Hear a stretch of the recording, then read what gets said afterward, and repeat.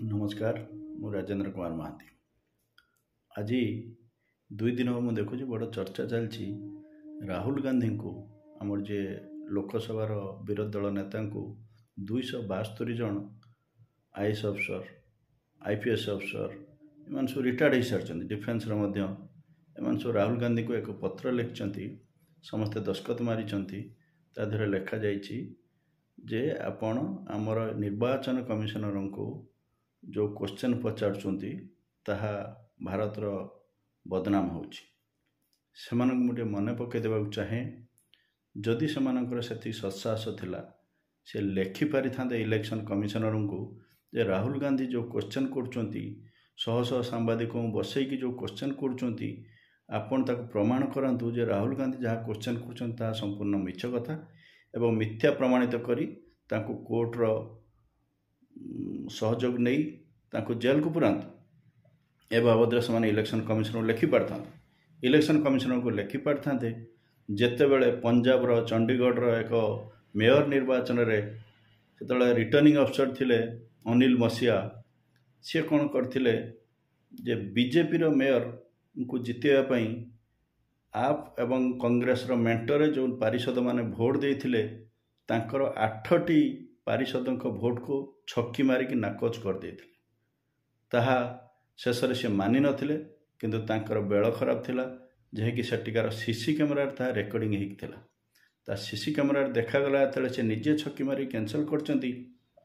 Supreme court रे तांको बहुत माने भलो भाव जे जज थिले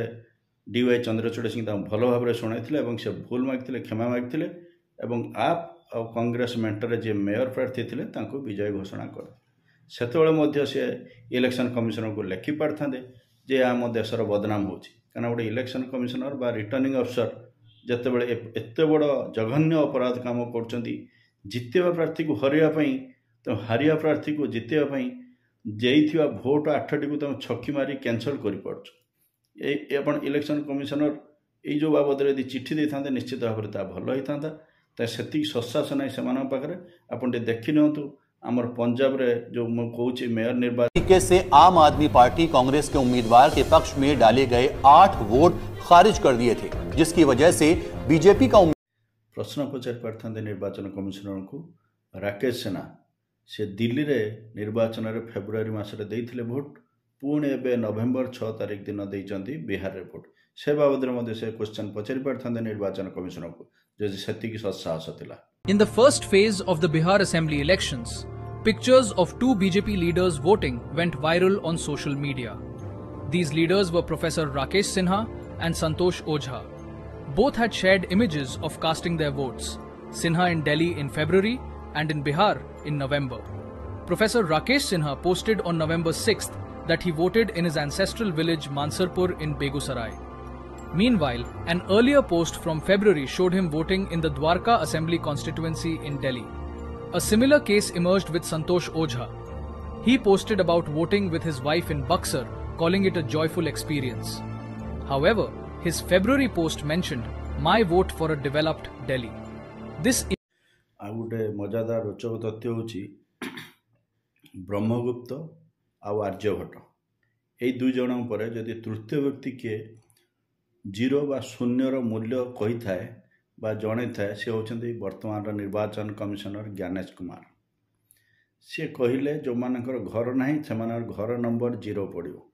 तो 0 मूल्यटा सी आम मानू जन काली जदि किसी गोटे असुविधा हो जाए खोजती से 0टा केते नंबर वार्ड रो कौ पंचायत कौटी शुई कौटी खोजे किए जान सेटा तेणुक आपण मैने मन रखा उचित पौराणिक अभिमन्यु थिले अभिमन्यु को हरा जाइथिला चारि पाखरे विभिन्न योद्धा मान रखिकी आज राहुल गांधी मु कहबी तो यही जुगर अभिमन्यु तांका चारि पाखरे आपण माने सीबीआई ईडी गोदी मीडिया आउ ये जो माने रिटायरमेंट रहिले आपण आईएएस आईपीएस जो माने 272 जनक भली बहुत व्यक्ति अछंती से माने चेष्टा करूचंती राहुल गांधी को हरैया किंतु मन रखा उचित राहुल गांधी हेले गांधी परिवार आसचंती आंदोलन करवा जानिचंती तेणुकरी तांको हरवा एत सहज नुहे देखाऊ सेतबेलर अभिमन्यु तो हार मानिथिले आजिकार यही जुगर अभिमन्यु आगामी दिन केते दिन पर्यंत से लड़ाई करिकी रखिपार्चंती जनसचेतनता करिपार्चंती एवं तांकर लड़ाई केते दूर फलप्रद होउची आगामी दिन ता समय ही कहब।